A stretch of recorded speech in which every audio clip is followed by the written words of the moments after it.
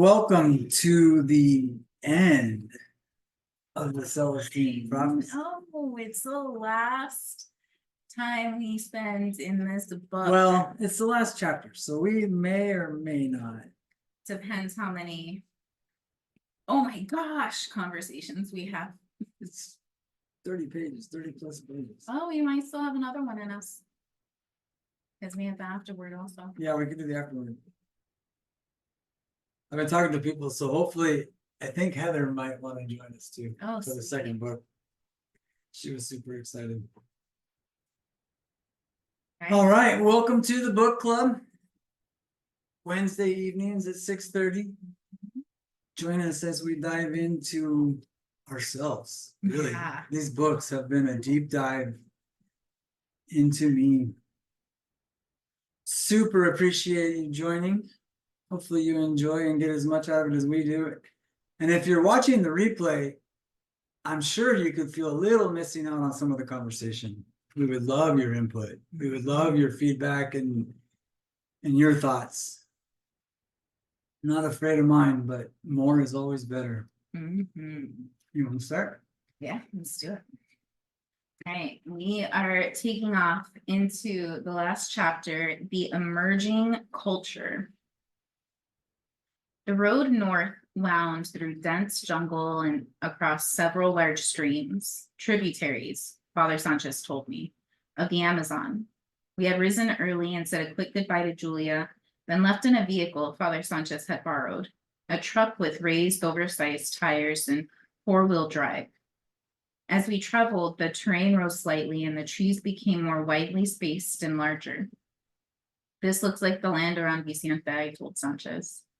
He smiled at me and said, we've entered a 50-mile stretch of land about 20 miles wide that is different, more energized. It runs all the way to the Celestine ruins. On all sides of this area is pure jungle. Far to the right, at the edge of the jungle, I noticed a patch of cleared land. What is that? I asked, pointing. That, he said, is the government's idea of agricultural development. A wide stretch of trees had been bulldozed and pushed into piles, some partially burned. A herd of cattle grazed aimlessly amid the wild grass and eroded topsoil. As we passed, several looked our way, distracted by the sounds. I noticed another patch of freshly bulldozed land and realized the development was moving toward the larger trees we were traveling through. That looks awful, I said. It is, Sanchez replied. Even Cardinal Sebastian is against it.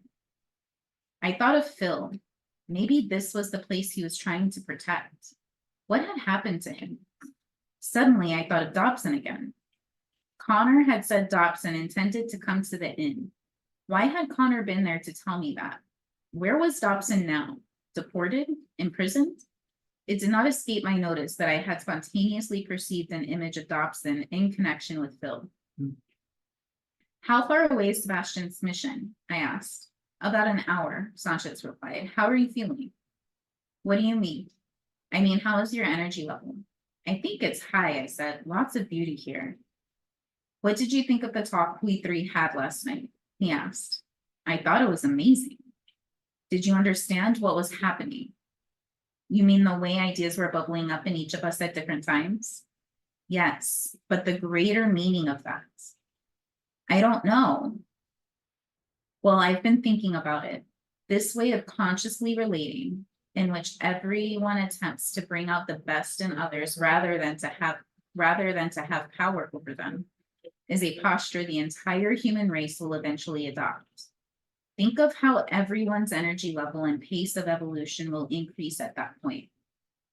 Right, I said. I've been wondering how human culture will change as the overall energy level rises.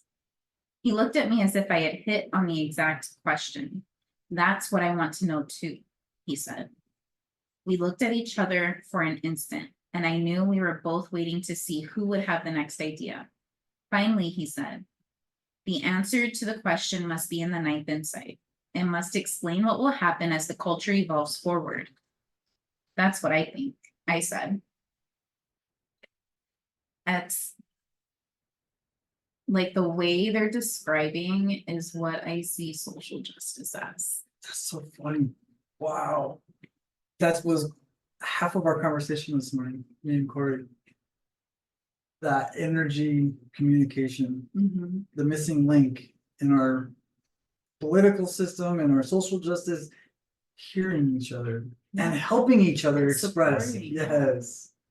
Like that to me is what social justice is. Yes. And it's not about talking about it anymore. It's about being it. So these gatherings that we have, whether it's the book club or integration circle or one-on-one gatherings or going to retreats or going to whatever, if we each individually begin practicing and embodying this conscious relating,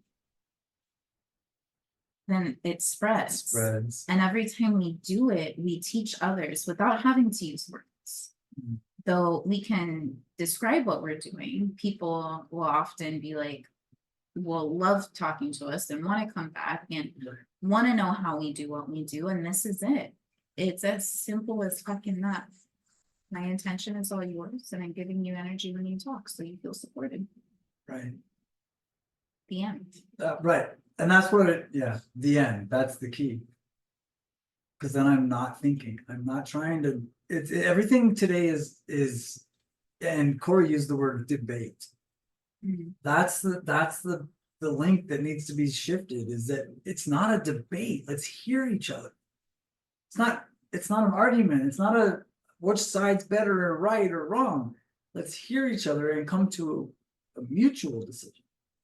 And so that's the piece, is the control dramas. And when I was yelling at the universe today, I was like, I don't want to fucking deal with people's goddamn control dramas. And then of course that part of the book comes in, then don't. It's not about dealing with it. It's not about having to work around it or whatever. Then don't deal with it. Right. Give energy to it. If you don't play into it or feed into the push and pull, then there's nothing to push and there's nothing to pull. Mm. If somebody's trying to pull me and I freely give it, then there's no need for the force in the pull. Then it transitions from pulling to receiving, from taking to receiving. Right. And if somebody's trying to push me and I instead receive them, then it stops being the pushing, the force behind it stops because I'm receiving. Then they don't have to force it. And that forcing, that pushing turns to expression. Mhm. Yeah. See this?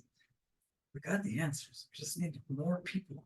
Well, no, Well, and it's even time. at that, like we are everything we need. Yeah.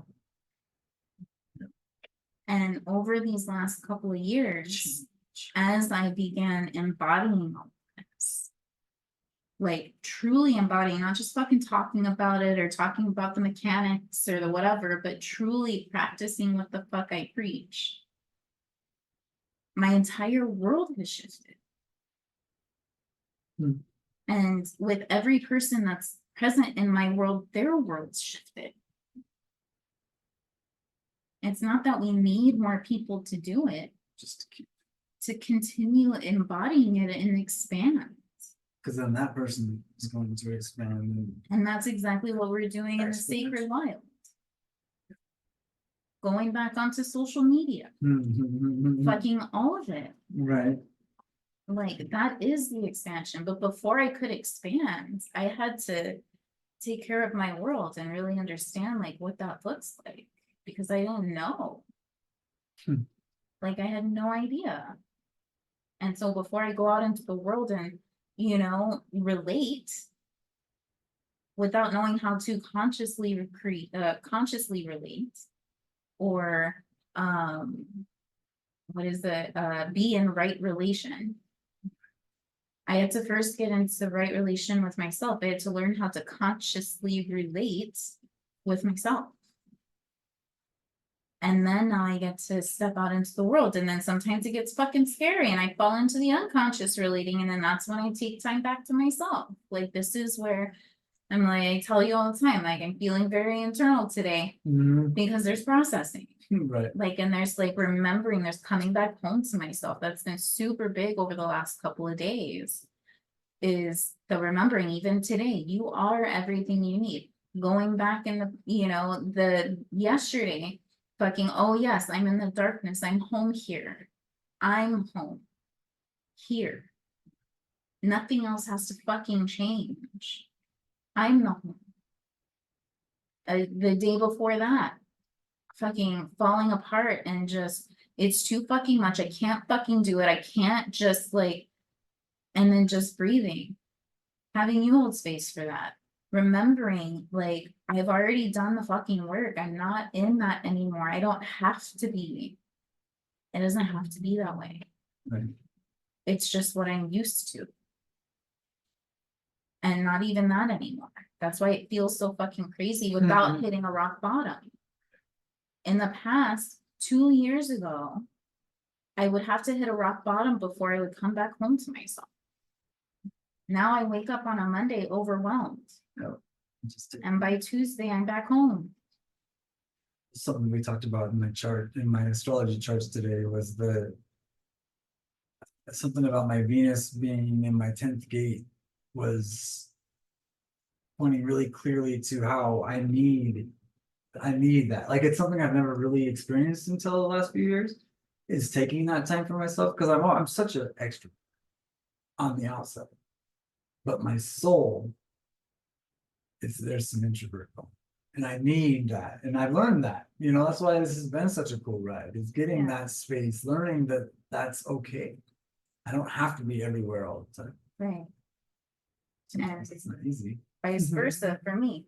Yeah, Complete opposite. Yeah, of course. I like my home. I like being by myself. I am the happiest when I am by myself with my trees or my mountains or my birds or my animals, even my kids, just like, no, mom time. Like, that is where I am most at peace, most comfortable, most just, and going out into the big wide world is scary and hard sometimes. Like, that took a lot of work. When I started, when I started the neurolinguistic programming course, like, that was my first, like, it wasn't even the psychedelic integration course, even though that came before, but the neurolinguistic programming course, because I was like in person. I was meeting every week in a smaller, intimate group and allowing people to see me. And it wasn't until I allowed people to see me that I was able to receive the reflections from them that I couldn't see on my own. Right. Yeah, I was learning about that today a lot in that podcast that I was talking about. Yeah, and so like, as I like tiptoe out into the world, right? And then fucking all, like, of course I'm out in this world and I'm learning how to be with people, and then fucking I hit that rock bottom in January of 2022. And I'm like, I can't fucking do this anymore. And so then what did I do? Slowly fucking just let everything fall away. Everything, fucking job, relationship, everything fell away. And I came back home to me, and it was this beautiful, just like, and it's beautiful. I can say it's beautiful now with the like truth behind it. Yes. And, but everything just stripped away. It was the ultimate letting go. And literally everything that wasn't meant for me just fucking fell. And now it's this space of like, then I tended to myself, then I went within, and then slowly like opened up more and more. I have you in my life. I have Des in my life now. I have more friends in my life than I have ever had, like deep friends, fucking Summer, like, than I ever had in my life. Oh, remind me Summer later. Okay.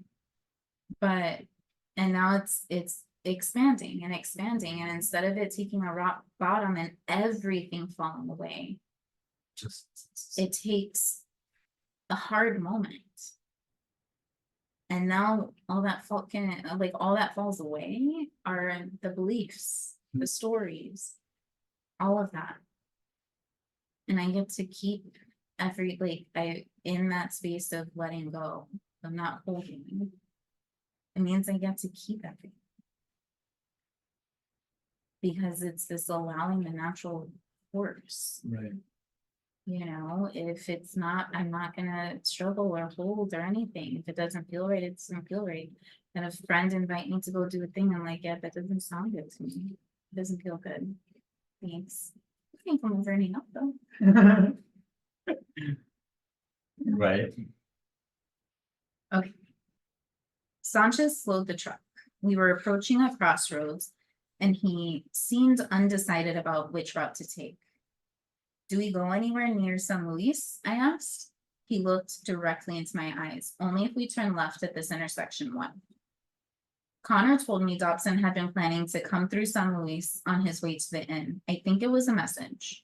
We continued to look at each other. You were already slowing down at the crossroads, I said. Why? He shrugged. I don't know. The most direct route to Iquitos is straight ahead. I just felt hesitant for some reason. A chill shot through my body. Sanchez raised one eyebrow and grinned. I guess we had better go through San Luis, huh? I nodded and felt a rush of energy. I knew that stopping at the inn and making contact with Connor was taking on more meaning. As Sanchez turned left and proceeded towards San Luis, I watched the roadside expectantly. 30 or 40 minutes passed and nothing happened. We rode through San Luis and still nothing of note occurred. Then suddenly a horn blew and we turned to see a silver Jeep roaring up behind us. The driver was frantically waving. He looked familiar. Right there. I knew that stopping at the inn and making contact with Connor was taking on more meaning. It's about the trust, about the faith, in that feeling of guidance, in the energy, in the brightness, in the beauty, in the all of it. It's always there. We're just Do what's easiest. What's easy is right. and I have to remember to stay uncluttered, to stay Present. present to hear. Yeah. Because it's always been there. I've always had those intuitive thoughts, those psychic thoughts. But Mhm. I've been super Right. And so like in this moment, it may not make sense, but as time goes on, the meaning will reveal itself to it. And if we stay open and aware, all that does when we're aware of how the meaning evolves and expands, it allows us to trust instead of have faith, right? Faith is the trust without the proof. And so when we allow that awareness to happen and we can identify those synchronicities and how the meaning expands and how everything unfolds exactly as it's meant to be because we follow that intuition, it gives us that platform of trust to continue listening to that. The driver was frantically waving. He looked familiar. That's Phil, I said. We pulled to the side of the road and Phil jumped out and ran to my side of the truck, grabbing my hand and nodding at Sanchez. I don't know what you're doing here, he said, but the road ahead is full of soldiers. You better come back and wait with us. How did you know we were coming? I asked. I didn't, he said. I just looked up and saw you pass by. We're about half a mile back. He looked around for a second and then added, we'd better get off this road. We'll follow you, Father Sanchez said. We followed as Phil turned his Jeep around and headed back the way we'd come. He turned east onto another road and quickly parked. From behind a group of trees, another man walked out to greet the vehicles. I couldn't believe my sight. It was Dobson.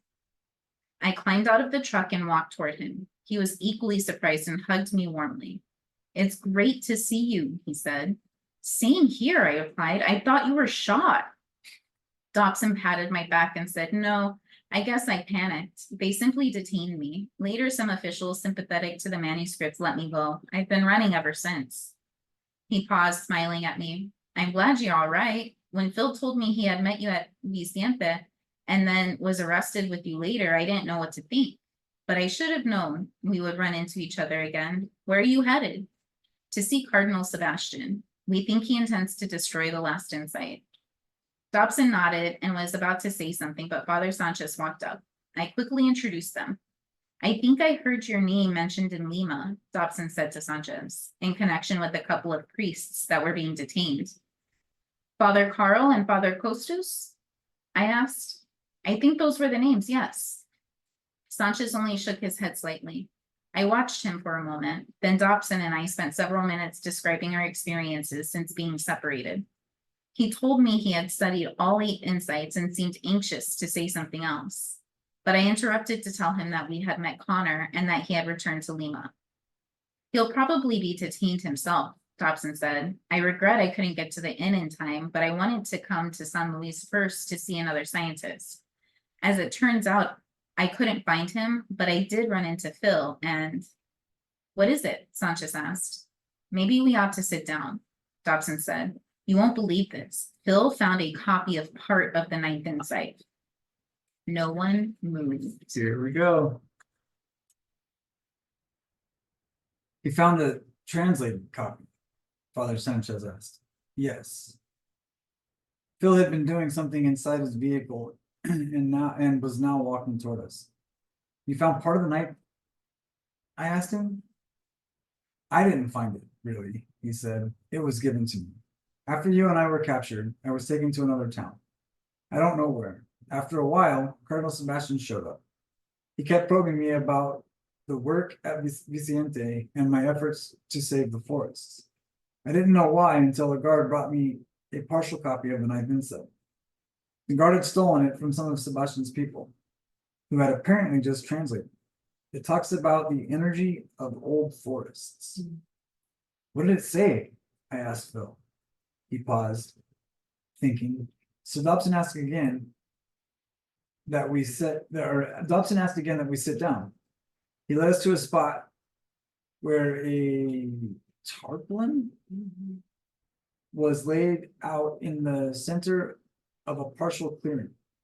The place was beautiful. A dozen large trees formed a circle about 30 feet in diameter. Within the circle were highly fragrant tropical bushes and long-stemmed ferns of the brightest green I had ever seen. We sat facing each other. Phil looked at Dobson. Then Dobson looked at Sanchez and me and said, the Ninth Insight explains how human culture will change in the next millennium as a result of conscious evolution. It describes a significantly different way of life. For instance, the manuscript predicts that we humans will voluntarily decrease our population so that we may live in the most powerful and beautiful places on Earth. But remarkably, many of these areas will exist in the future, because we intentionally let the forests go uncut so that they can mature and build energy. According to the Ninth Insight, the middle of the next millennium, he continued, humans will typically live among 500-year-old trees and carefully tend gardens. Yet within easy travel distance of an urban area of incredible technological wizardry. By then, the means of survival, foodstuffs and clothing and transportation, will all be totally automated and at everyone's disposal. Our needs will be completely met without the exchange of any currency, yet also without any overindulgence or laziness. See, right there, that's the piece. When you give, this is how I work when I'm dealing with, when I'm trying to control, whether it's food or nicotine or whatever, when I give myself absolute freedom, there's no need to overindulge. When I let myself eat whatever the fuck I want, there's no need to shove my face full of food because I know tomorrow I can still eat whatever I want. Right. And the next day I can eat whatever I want. And like, that's that piece. Like, what would happen if we just did away with the monetary exchange in general? Would we still have Black Friday? Would we still fucking, you know, what if we had an infinite amount of money, would we still buy the same shit? Would we still want the same shit? Like, what a beautiful fucking thought pattern to have when deciding what we want to do, where we want to go, what we want to buy, what we want to eat, what we want, anything. If I had an infinite supply and could have anything that I wanted in the entire world, what would it be? Yeah, and you know, it's funny you said that, and this is kind of off topic, but it's not. It's the same way with medicine at festivals. Mm-hmm. You know what I mean? Yeah. It's just when it's fully available, Mm-hmm. not as much as Yeah. is distributed. Mm-hmm. It's so beautiful to see that experience. I mean, I felt that the other weekend. Like, I was freely, you know, just letting people whatever they wanted. And I came home with way more than I thought I was gonna come home with. Yeah, Like people, and that's just in general, when people have what they need, that we're not fighting for what I think I need, right.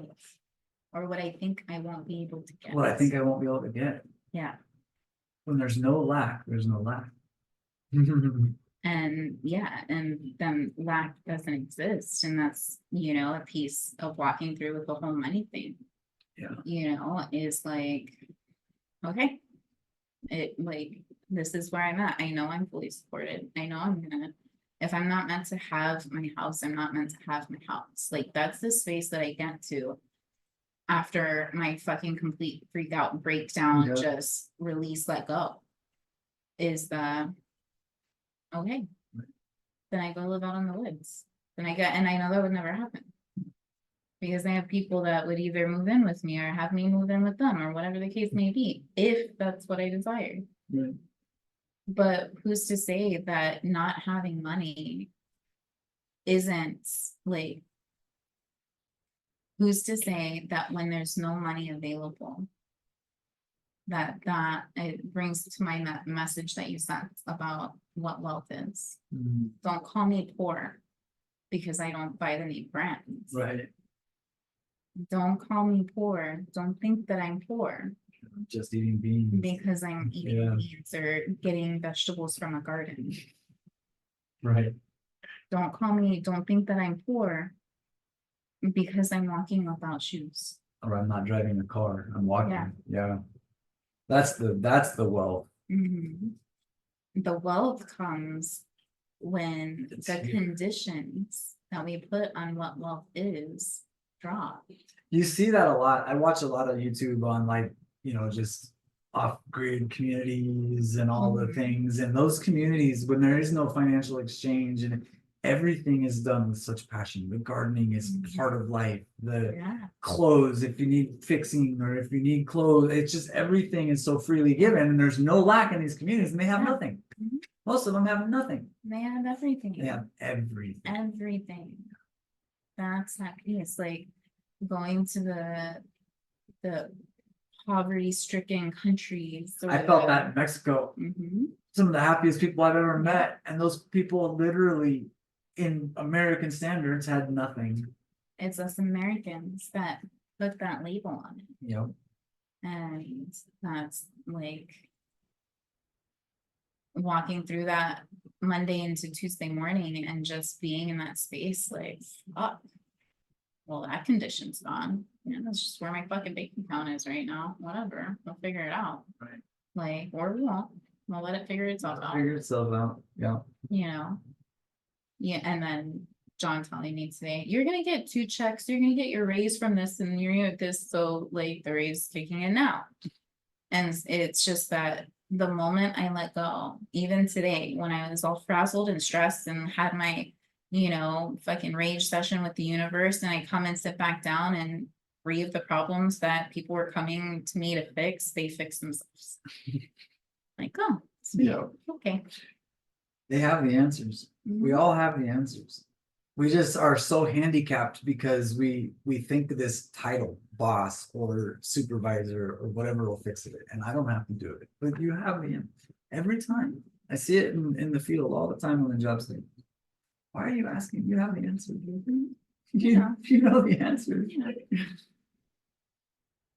Guided by their intuitions, everyone will know precisely what to do and then do it. Yeah, you didn't fucking make this shit up. This will fit harmoniously with the actions of others. No one will consume excessively. Wow. We will have to let go of the need to possess and control for security. In the next millennium, life will become about something else. Our energy was the technology there. In the next millennium, life will have become about something else. I had a spiritual teacher. I do not remember. I think it was Bhante, a Buddhist teacher that travels and stops around and then he brings the money, all of his donations go back to Sri Lanka and build these, incubators for the babies. And he said he dated it. He said in the next 10 years, the human race will have to find something else to do. We're not going to be necessary. Mhm. How was you? Well, and that's that piece, like when you, if you listen to like the futurists and things like that, talking about, I can never think of the name when I want to say it, the singularity. No, there you go. Talk about the singularity, the yeah, the coming together of AI, biotechnology, and nanotechnology, and coming together to create a new race, a new species. Or when the technology gets so advanced, I mean, it's already happening where, you know, jobs that humans once did aren't doing. And so as you, if we take a step back and take a look at that, as the technology evolves, how much more creation is happening? Creativity becomes the Podcasts, books, Yeah. courses, communities. There are more communities outside of standard social media now Yeah. than there ever have been, because we have technology supporting us Doing in this everything else. journey. Yeah. But not just doing everything else, but it's supporting us in this journey. Absolutely. And so these people that are the technophobes, or, you know, afraid, I mean, of course, everything can be used as a medicine or poison, depending on the intention. However, as we build, as technology is supporting us in building these communities, when we come together, which is what we're doing, and we're coming together in that space of love and peace and harmony and learning how to consciously relate, which is so many communities are in that, learning how to consciously relate, consciously communicate. Just like the book is saying, we amplify this energy. And then when we begin learning these lessons and learning to let go and not fight against, but to allow, not to push back and forth, but to give, to receive, to just flow with everything, then that intention of what could be making something into a poison can exist. It's like the conversation we had 10 minutes ago Right. And about food like, and restrictions. and then going into the genocide, like, what happens if we stop fighting against that? And that's a really fucking scary thing to say, right? Because what kind of person doesn't fight against a genocide? What kind of person thinks that a genocide isn't wrong? What kind of person would I be if I didn't say that this is horrible? But what we don't realize is that we are then adding fuel to the fire when we speak out against it, when we boycott it or whatever. And I'm not saying that that's wrong. Like, No. those that are, it's happening, so it's needed. For some reason, it's needed, right? And if we can take a look back and look at this as a natural disaster, look at this as naturally minimizing the population, right? Ooh, Population control. It's just what the book was saying. COVID, And it everything, said genocide, COVID. that humans are going to be doing that. Holy fuck. And so The if puzzle we getting put allow together. it instead of resist it, because the resistance doesn't do anything other than make it bigger in your world. And make you stress. I actually had a conversation with my buddy, my van life buddy came over last night. And he's so wrapped up in the vaccine and politics. And we were just talking. I was letting him talk, and it was just like, dude, we need more of you, more love. What you're saying, because I just kept, I get it, but it's not, it's eating your lunch. It's not doing anything else. It's your knowledge, your anger. And honestly, I hope he doesn't watch this, but it's taking him back to the pipe, and it's killing him. So it's like you build up this angst and this stress. Stress is going to kill you. You're going to turn to alcohol or drugs. And then you're not no going way. to be able to serve the purpose you're meant You to can't serve. find the love. You can't be the love that he's talking about starting a community, unite the light, but he can't stop doing what he's doing. Right. And then that's that piece too Ooh. of like walking through this, building the community and truly like diving in, like it was such an experience, like such a lesson in devotion and commitment. Like I am fully bought in. There was a moment when I had to decide, am I doing this or not? I was kind of doing it. I was kind of bought in. I was, and when I say kind of, it wasn't for any other reason than I didn't believe in myself. I didn't believe myself worthy of doing this, believe myself capable of holding this space, believe myself, whatever the case may be. And it wasn't until I was like, this is my fucking purpose. This is why I'm here. And I fully fucking gave myself to that. And by this, I don't just mean the sacred wild, but this feeling, this what I have to give to this world. And I still don't have a name for it. I don't have, you know, I can use all sorts of different fucking words, but it was, I am meant to be here. I am meant to be here. It wasn't until I fully bought into that I was like, okay, let's fucking do it.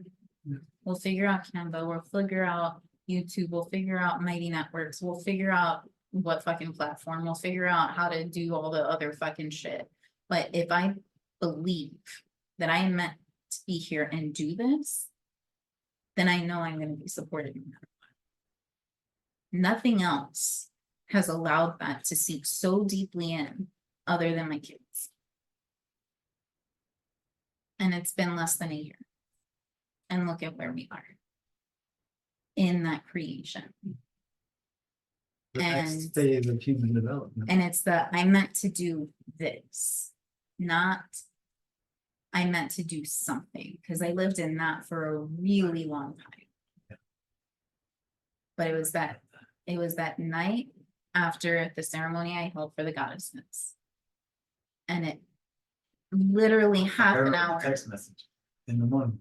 Literally half an hour, 45 minutes.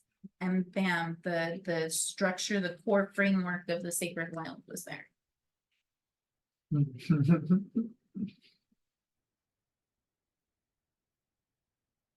According to the manuscript, he went on, our sense of purpose will be satisfied by the thrill of our own evolution, the elation of receiving intuitions and then watching closely as our destinies unfold.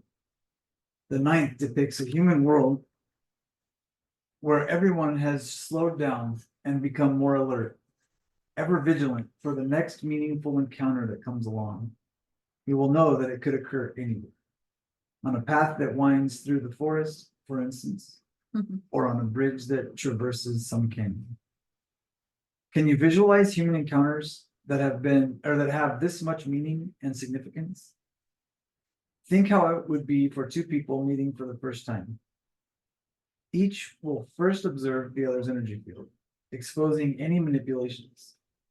Once clear, they will consciously share life stories until, elatedly, messages are discovered. Afterwards, each will go forward again on their individual journey, but they will be significantly altered. They will vibrate at a new level and will thereafter touch others in ways not possible before their meeting. As we gave him energy, Dobson became ever more eloquent and inspired with his description of the new human culture, and what he said rang true. I personally had no doubt that he was describing an achievable future. Yet I also knew throughout history many visionaries had glimpsed such a world. Marx, for example, yet no way had been found to create such a utopia. Communism had become a tragedy. Wow. Even with the knowledge imparted at the first 8 insights, I couldn't imagine how the human race would get to the place described in the 9th insight. Considering human behavior generally, when Dobson paused, I voiced my concern. The manuscript says our natural pursuit of the truth will lead us there. Dobson explained, smiling directly at me. But to grasp how the moment will occur, perhaps is necessary to visualize the next millennium in the same manner you studied the current one with me on the airplane, remember?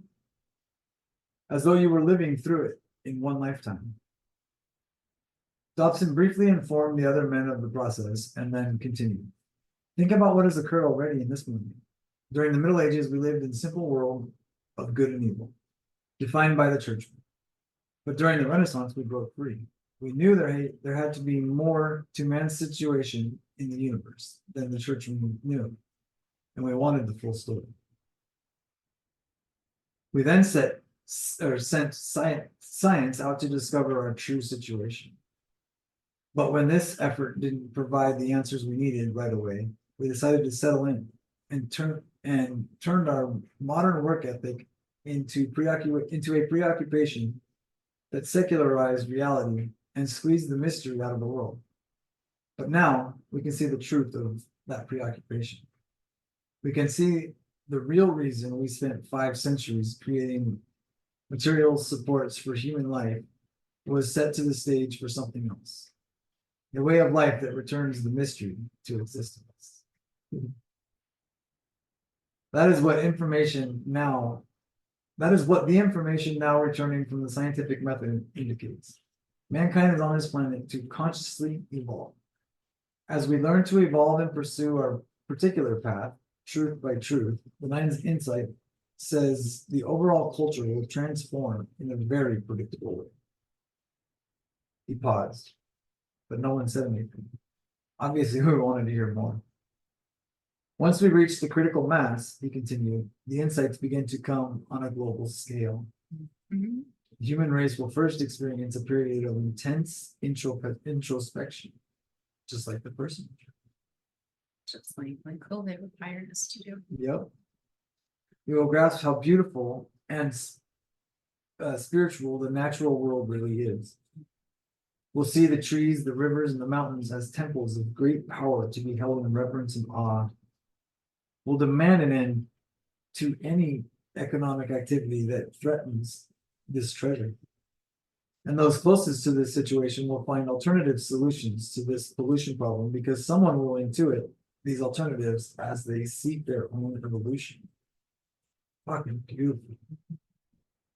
This will be part of the first great shift that will occur, which will be a dramatic movement of individuals from one occupation to another.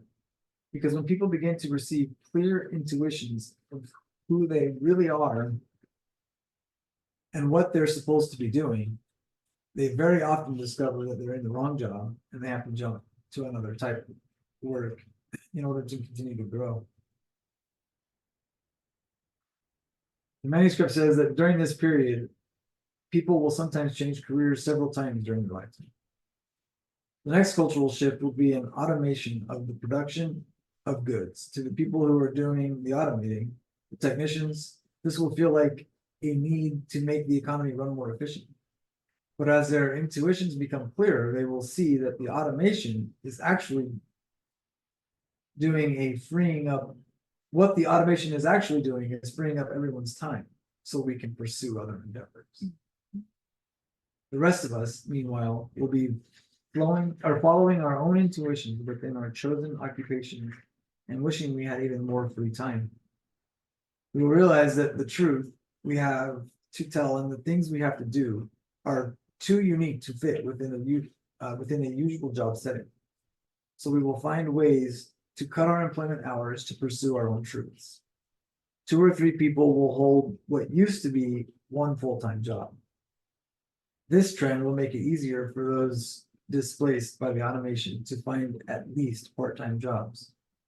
But what about money? I asked. I can't believe people will voluntarily reduce their incomes. Oh, we won't have to, Dobson said. The manuscript says that incomes will remain stable because of the people who are giving us money for the insights will provide. I almost laughed. What? He smiled and looked directly at me. The manuscript says that as we discover more about the energy dynamics of the universe, we will see what really happens when we give someone else something. Right now, the only spiritual idea about giving is the narrow concept of religious tithing.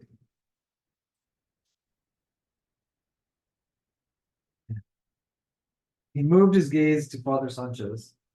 As you know, the scriptural notion of tithing is interpreted most commonly as an injunction to give 10% of one's income to a church. The idea behind this is that whatever we give will be returned many times. But the ninth insight explains that giving is really a universal principle of support, not just for churches, but for everyone. When we give, we receive in return because of the way energy interacts in the universe. Remember, when we project energy into something, this creates a void in ourselves. We are connected. If we are connected, fills up again. Money works exactly the same way. The ninth insight says that once we begin to give constantly, we will always have more coming in than we could possibly get. What if we just switch one word and instead of saying, I paid this much money for this, saying, oh, I gave this much money for this. Well, and I think we've had a lot of conversation about this in this club, in this reading, but that kind of goes to exactly the way I live my life. You know what I mean? I do pay more for I do choose to give more for my food because I know where it's coming from and I know the choices they made to get it to my table. Right, but take out the story, take out the because. Yeah, for sure. That's the piece. For I sure. pay more. No, I give more for I give more for my food now. Yeah. Right. You know, Right. and take out the transaction, right? Because the transaction is it's saying that we quantify the same. And we don't. Like what this book is worth to me is different than what it is to somebody else. To say that I spent, I mean, shit, I bought a number of the Celestine Prophecies for $1. It's nothing, you know? But even taking that out, like take out the story we have behind the work and simply, I'm gonna give you this. Oh, you're gonna give me that? Awesome. Great way to shift it in the mind. Because then it's all about giving.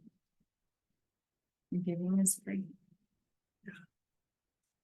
And giving is a gift. That's what it says next. Oh. And our gifts, he went on, should go to the persons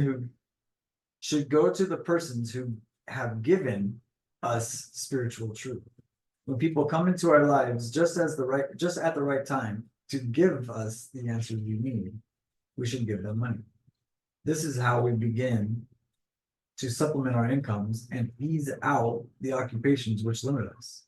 As more people engage in the spiritual economy, we will begin a real shift into a culture of the next millennium. We will have moved through the stage of evolving into our right occupation, and we will be entering a stage of getting paid for evolving freely and offering our unique truth to others.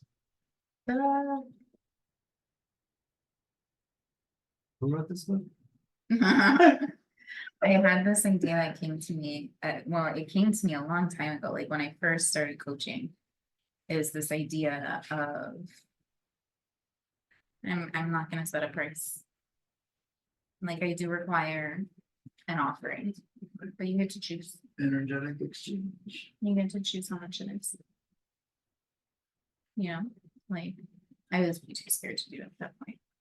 But that's something that I've been thinking about and working with clients, like, you know, because Corey keeps saying, I don't know why you have these sessions with me.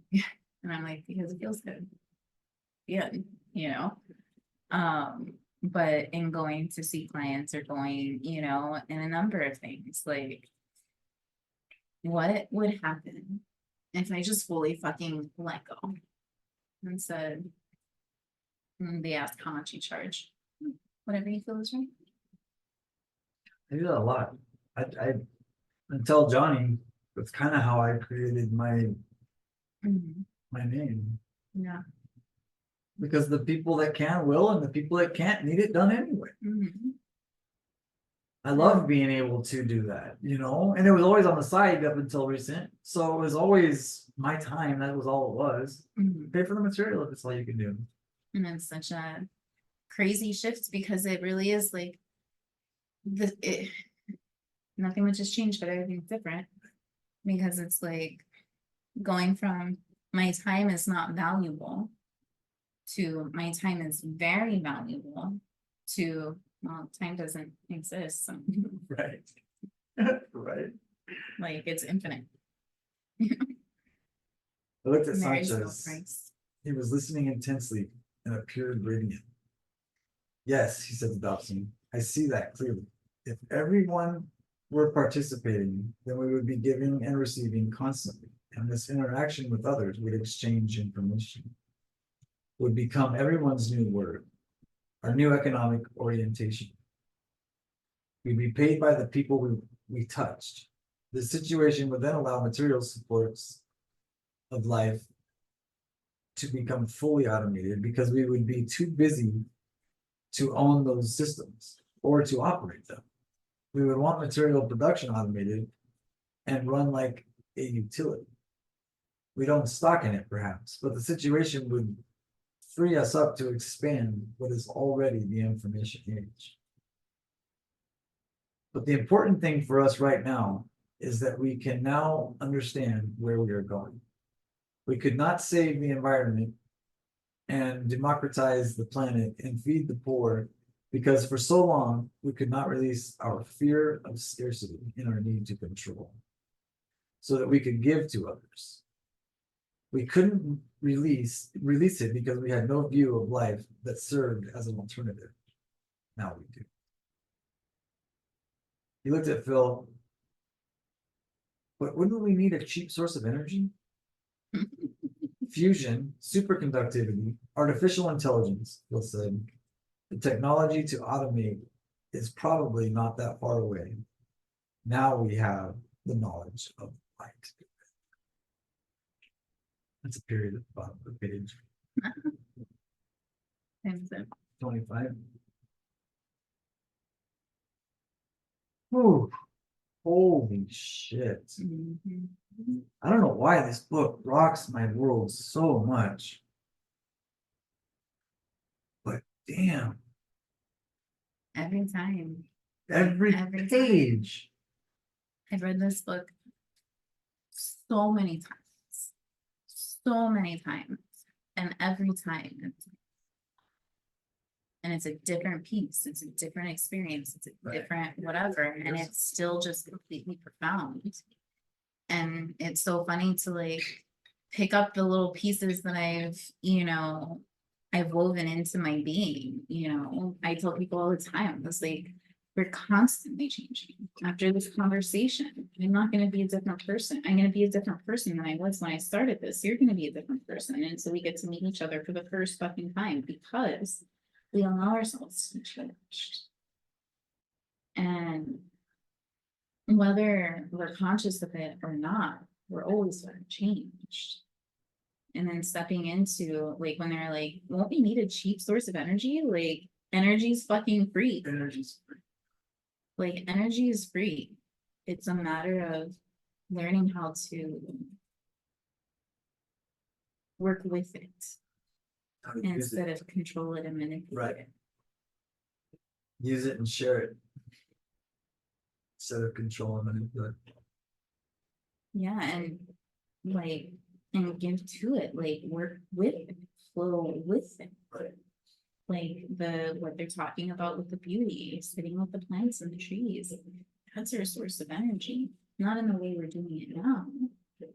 Not from cutting it up and using it and burning it or doing whatever, Right. or digging into the ground to get oil or to do whatever it is we're doing. Burning. No, Yeah. like what would happen if we left it whole in a life? Yeah. It's the way. Mm-hmm. And I mean, just as it is like with the sun. Yeah. There's solar power. Free source of energy. Solar power right there. Wind. Well, and another key factor he stated, and morbid or not, the population's out of control. Until we can isolate that in the right spots, there's no need for the power that we think we need, you know?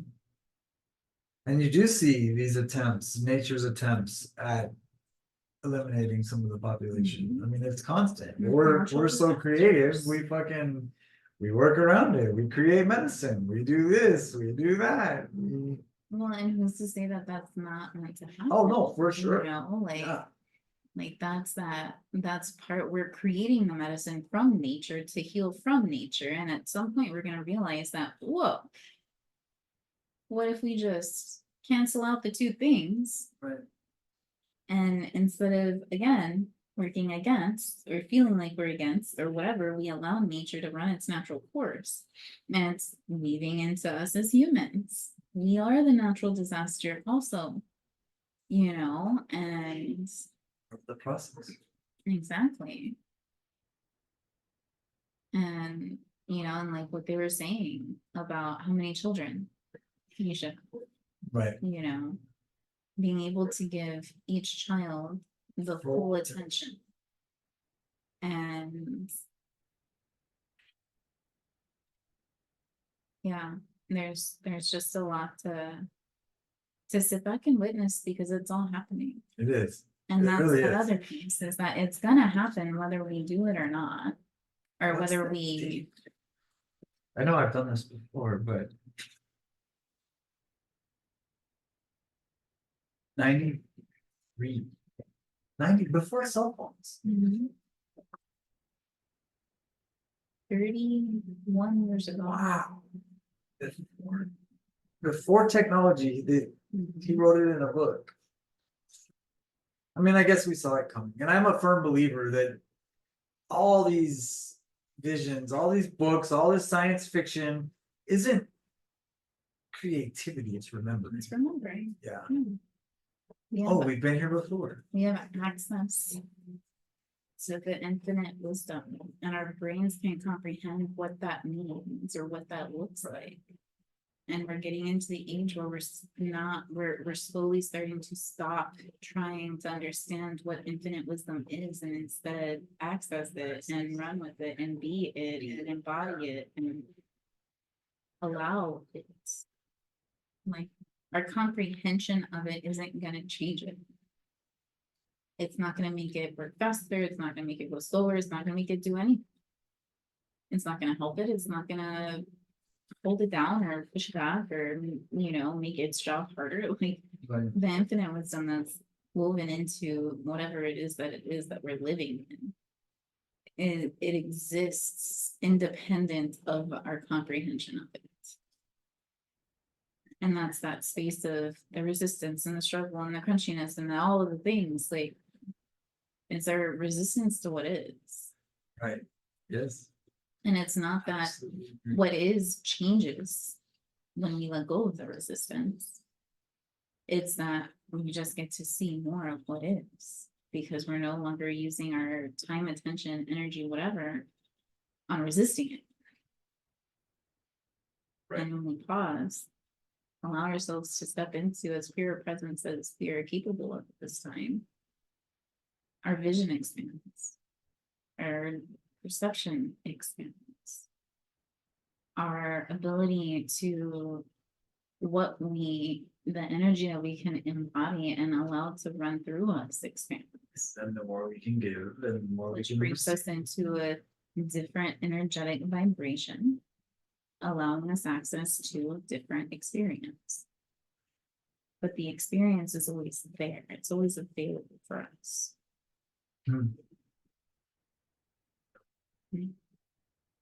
Pure presence. You know? Wow. Well, Now we might have an extra another week or two. two. Yeah, we didn't get very far, Yeah, but it's too much fun. I know, this is a lot of We're here conversation. to experience. And explore and ground in this energy and expand into this energy and allow this energy to expand us And to give it back and share. and share. Well, thank you for joining us. Hopefully you got as much out as I did, because wow, Mhm. I get so much So good. So good. Tell your friends, pass it on. Let's grow this revolution, man. Such a beautiful process. Thank you for joining us. Mm. Have a great evening.